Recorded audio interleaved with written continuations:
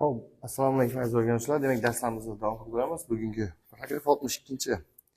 Bug'lanish va kondensatsiya mavzusi. Demak, shu yerda masalalar so'ralgan. Birinchi masalamiz 11. 100 gradus temperaturada 100 gram suv bug'i 20 gradus temperaturadagi suvga aylanadi. Bu jarayonda qancha temperatura bo'ladi? Demak, bu holatda biz bu holatdan uni suyuqlik holatiga o'tishimiz kerak. Ya'ni kondensatsiyalashimiz kerak. Ya'ni biz undan energiya olishimiz kerak. Uning uchun oladigan energiyamiz mR. Aynan shu qaynash holatida kondensatsiyalanish holatida. Keyin u 100 gradusda suvga aylanadi. Uni 100 gradusda suvdan keyin 20 gradusda suvga tushirishimiz kerak. Undan MC deltasi energiyani ham olishimiz kerak. Demak, umumiy olishimiz kerak bu energiyamiz birinchi suyuqlikka aylantirishimiz uchun bir energiyani olishimiz kerak. Keyin uni albatta haroratini tushirishimiz kerak. Qanaqa? M suvga aylanadi, u sizuv nimaga? 100 gradus Selsiyda 20 gradus Selsiyga tushiramiz. Shuncha issiqliklar berishimiz kerak. Olishimiz kerak. Demak, 11 tushunarlimi? Keyingi o'rniga qarasa javobni chiqadi. 12. 100 gradusdagi 14 litr suvni batamom bug'latib yuborish uchun qancha issiqliklar sarflash kerak? Suvni sochib bo'lish. Xo'p. Qaranglar, demak, aynan 100 gradusda, demak, aynan qaynash holatida turibdi. Biz unga mR energiyani bersak bo'ldi. Xo'p, 13. Xo'p, 13. Qaynash temperaturasida 45 gram efirni to'la bug'ga aylantirish uchun 18 gradus temperatura berildi. Efirning sochma bug'lanishini toping.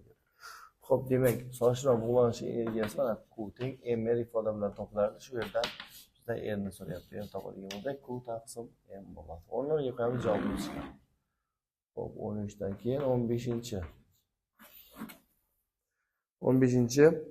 Massasi 400 gram bo'lgan alyuminiy choynakka 10 gradus temperaturada 2 gram suv bor. Xo'p, bo'lgan alyuminiy choynakda 10 gradusda 2 gram suv bor. Bu choynakning foyda shakli 40% bo'lgan gaz garelkasiga qo'yildi. Agar 10 minutdan keyin suv qaynab 20 gram bo'lsa, garelkaning quvvatini toping. Xo'p, foydali koeffitsiyenti berilyapti. Demak, foydali koeffitsiyent berildi. Biz albatta uning ifodasini yozamiz. Foydali ishning sarflangan ishga nisbati ko'paygan 100%. Foydali ish qanaqa ish? Demak, biz sarflangan ishimiz P quvvatdan T vaqt sarfladik. Bu sarflangan energiyamiz yoki ishimiz. Nima ish qildi bu? Qaranglar. Demak, bu yerda birinchi qiladigan ishimiz alyuminiy va suv 10 gradusda turganda, demak, alyuminiy va suv 10 gradusda turganda, ular 100 gradusga qizidi. Qiladigan ishimiz qanday? Demak, shu yerga yozsak, birinchi qiladigan ishimiz, demak, alyuminiy, M alyuminiy alyuminiy plus M suv suv. Birinchi ular nima qildi? 100 gradusga chiqdi mana. 100 gradus minus qancha turadi bular? Dastlab, demak, dastlab bular 10 gradus turgan ekan. 10 gradus mana. 10 gradus dastlab chiqdi. Bo'ldi bumi? Yo'q. Yo'q. Kasamiz degan bo'lsa. Xo'p, bu yerda bunday yozmaylik mana. Bu yerda sig'mada yozaman, xo'p. Mana plus bu yerda endi u qandaydir mx qismi bug'ga aylandi. Xo'p. Endi buni общий yozadigan bo'lsak, qaranglar, demak, mana P bizada sarflangani, yuqorida esa mana M alyuminiy alyuminiy plus M suv nima qildi? 100 gradusga chiqdi. 10 gradus Selsiydan keyin suvning qandaydir massasi bor bizada, 20 gram bo'ladi. 20 gram bo'lsa mR. Ko'paygan 100%. Shu yerdan bizdan quvvatni so'rayapti, quvvatni. Xo'p. Quvvatni so'raydigan bo'lsa, mana ikkalasini o'rnidan almashtiramiz. Beta bilan. Quvvatni topadigan bo'lsak, M alyuminiy plus M suv 100 minus 10 plus mxr taqsim delta 100% bor. Bundan yo'qamiz, javobni chiqadi 16. masala. 16. 15 gradus temperaturada 1,5 gram suv bo'lgan idishga 100 gradus temperaturada 200 gram suv bug'i kiritildi. Bu kondensatsiyalangandan keyin umumiy harorat qanday bo'lib qoldi? Xo'p, qaranglar, demak, bu 200 gram, 1,5 gram suvga kiritildi. Demak, bu yerda issiq balansiga emas, bu yerda qaysi issiqlik beradi, qaysi oladi? Demak, bu beradi. Bu nima qiladi? Qaranglar, bu birinchi qilishimiz bu holatdan suv holatiga o'tadi va energiya beradi va u keyin suvga aylanadi-ku, keyin u yana qandaydir tetagacha tushadi, energiya beradi. Shu energiyani suv oladi va 15 gradusdan ma'lum bir teta haroratgacha ketadi. Demak, birinchi deyishimiz m bu r, ya'ni suyuqlikka aylanadi va shu energiyani beradi va u endi m bu massa o'zgarmadi, s suv bo'ldi va 100 gradus Selsiydan qandaydir tetagacha tushadi. Teta deb yozdim buni. Tushadi. Mana shu energiyani beradi. Endi bu energiyani oladi birinchi, ya'ni m1 s suv oladi va tetagacha chiqadi. Qandaydir 15 gradus Selsiydan 15 dan tetagacha chiqadi. Oladi. Shu ikkalasidan. Bizdan so'rayapti nimani? Bizdan so'rayotgan narsa qanday bo'ladi? Keyingi umumiy holat tetani so'rayapti bu yerda. Tetani so'rayapti. Demak, ochib olishimiz kerak bu yerda. M bu r plus m bu s suv 100 minus m bu s suv teta. Teng m1 s suv teta minus m1 s suv 15. Xo'p. Teta qayerlarda bor? Teta mana bu yerda, demak bu tetani bitirib ketamiz. Mana buni bitirib ketamiz. Shunda bu yerda hosil bo'ladi. Demak, m bu r plus m bu s suv 100 plus mana bu minus bitirib ketsa m1 s suv 15 teng bu yerda mana m bu s suv teta bor. Keyin mana bu yerda m1 s suv teta bor. Bu yerda hosil bo'ladi m bu plus m1 s suv teta. S suv tetani ko'rsatish kerakda. Tetani topadigan bo'lsak, shu yerda pastda m bu plus m1 ko'paygan s suv, bu yerda esa m bu r plus m bu s suv 100 gradus plus m1 s suv 15. M1 degani bu dastlabki idishdagi suvning hajmi, suvning hajmi. Mana shu o'rniga qo'ysa javob chiqadi. Keyingi masalamiz 18-chi. Xo'p, 18-da tushyapti. Temperatura 10 gradus Selsiy bo'lgan suv orqali 100 gradusda suv bug'i o'tkazildi. Suv bug'i temperaturasi 50 gradusga teng bo'lgan paytda bug'dan hosil bo'lgan suv massasi idishdagi butun suvning massasining necha prosentini tashkil qiladi? Xo'p, qaranglar, demak 10 gradusda bo'lgan suv orqali 100 gradusda suv bug'i o'tkazildi. Qaranglar, qandaydir suv bug'i o'tkazildi va harorat 50 gradus bo'ldi.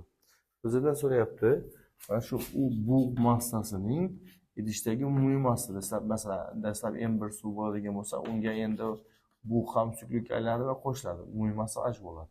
Ya'ni suv bug'ning massasi umumiy massaga nisbatini bizda so'rayapti. Masalan, 18-da. Qancha qismi tashkil qiladi? Mana shuni so'rayapti. Xo'p, birinchi qiladigan ishimiz, demak, bug' bu yerda energiyasini suyuqlikka aylanadi va keyin pastga tushib energiya beradi. Birinchi savol qaranglar. Demak, birinchi m1 s suv demak qandaydir tetagacha chiqadi. Teta bizda 50 gradus deyapti. Shu T1dan tetagacha chiqadida ismtorni oladi. Demak, beradigani qaranglar, m bu birinchi suyuqlikka aylanib, kondensatsiyalanib energiya beradi. Ana endi u 100 gradusda suv bo'ldi. Endi u m bu s suv, endi u 100 dan qandaydir tetagacha tushadi. Teta bizda 40 gacha tushib ismtorni beradi. Bizdan so'rayotgan dastlab bu yerda bug'ning massasini topib olaylik. Qanchalik massa bo'lishi kerak shu 50 gradus bo'lishi uchun? Hop, yana m1 s suv teta minus 0 pastga esa r plus, hop, bu yerda r plus m bu topmoqchimiz, m bu chiqaryapmiz mana. S suv 100 minus teta. M bu chiqadi. M bu chiqqandan keyin ifodaga qo'yamiz. M bu qilsin. M1 plus M bu. O'rniga qo'yasiz, javob chiqadi. 18. Keyingisi 20-masala. Hop, 20-chi. 20 gradus Selsiyda 208 litr suv quyilgan idishga massasi 3 kilogramm bo'lgan 460 gradusgacha qizdirilgan po'lat bursoq tashlandi. Bunda suv 60 gradusgacha isiydi. Suvning bir qismi esa bug'ga aylanadi. Bug'ga aylangan suvning massasini toping. Idishdagi bug'ga aylangan. Xo'p, demak, qaranglar, demak 60 gradusgacha isiydi. Suvning bir qismi esa bug'ga aylanadi. Bug'ga aylangan suv bug'ga aylangan suvning massasini toping. Xo'p, qaranglar. Mana idishga suv qo'yilgan. Massasi M1 va harorati T1 edi. Bunga bu yerda M2 massali va T2 haroratli demak jism tushirilyapti. Limanchida. Harorat topgan temperatura 60 gradus Selsiy va bir qismi bu keladi. Bug'ga aylangan massani topadi. Xo'p, qaranglar.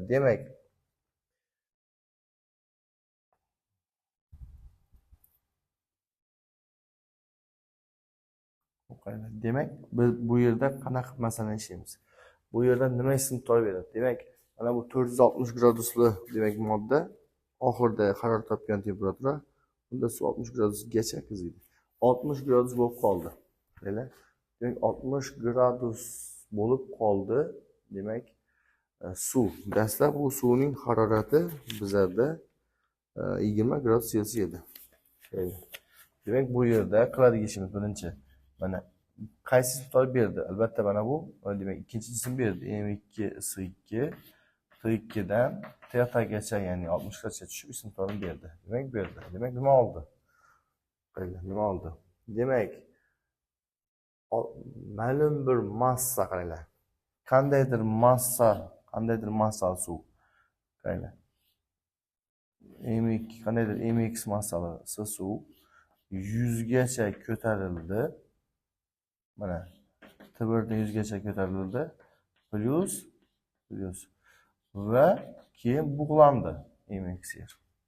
Qandaydir massa. Qolgan massa esa plus. Qolgan massa deganimiz endi M1 dan mana shu MX massani olib tashlaymiz. Qandaydir MX massa esa qolgani faqatgina demak T-gacha ko'tarildi T1 dan.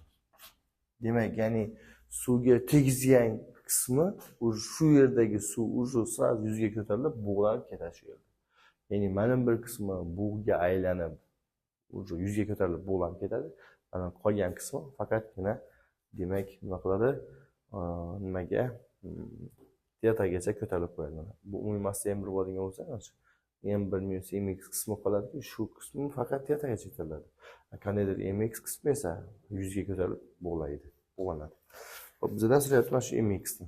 MX-ni topadigan bo'lsak, demak biz mana ochib olishimizga to'g'ri keladi. Bu yerda MX yo'q, o'zi turaveradimi? M2 S2 T2 minus teta. Bu yerda esa bizdan so'rayapti MX-ni. Hop, bu yerda MX-ni ko'zdan chiqarsak bo'ladi. MX ko'zdan chiqarsak S suv 100 minus T1 plus R. Demak chiqadi. Plus. Endi buni ochamiz qaranglar. M1 teta minus B1. M1. Bu yerda S suv qolib ketibdi. S suv, M suv. M1 S suv teta minus T1 minus MX S suv teta minus T1. Hop, ana endi MX o'zi bu tarafda yaxshi turibdi. Buni bu tarafga o'tiramiz va MX ni topamiz. MX oxirgi ifodasi bunday bo'ladi. S suv 100 minus T1 plus R minus S suv teta minus T1 yuqorida esa M2 S suv T2 minus teta ayiramiz M1 S suv teta minus T1. Hamma narsa bor, o'rniga qo'yinglar, javobini chiqaringlar. Keyingi masalamiz 24-chi. Laganda qo'yilgan 18 millilitr suvni hammasi 1 sutkada bug'lanib ketdi. Har sekundda qancha suv miqdori bo'ladi? Xo'p, qaranglar. Demak, 180 millilitr suv 180 millilitr. 180 millilitr suv 24 soat degan 86400 sekundda bug'lanib ketibdi. Endi biz mana shu 180 millilitrda o'zi qancha molekula bor shuni topib olaylik. Enter m taqsim mu n Avogadro. Ya'ni rho v taqsim mu n Avogadro topamiz. Shu n bizda 86.400 sekundda deb bo'ladi. Savol 1 sekundda qancha x topishimiz. Bu 1 sekunddagi topish. Demak, mana bunga n ni 1 ga ko'paytirib 86.400 ga bo'lamiz. Ya'ni n ni ko'paytiramiz 1 ga bo'lamiz 86.400 ga. N ni mana bu ifodadan topgandik. Mana shu yerda bu yerga qo'yamiz. Sekundiga demak bo'layotgan varaqalar soni kelib chiqadi. Xo'p, demak, tushundingiz degan umiddamiz. E'tiboringiz uchun rahmat. Xayr-sog'lik bilan bo'ling.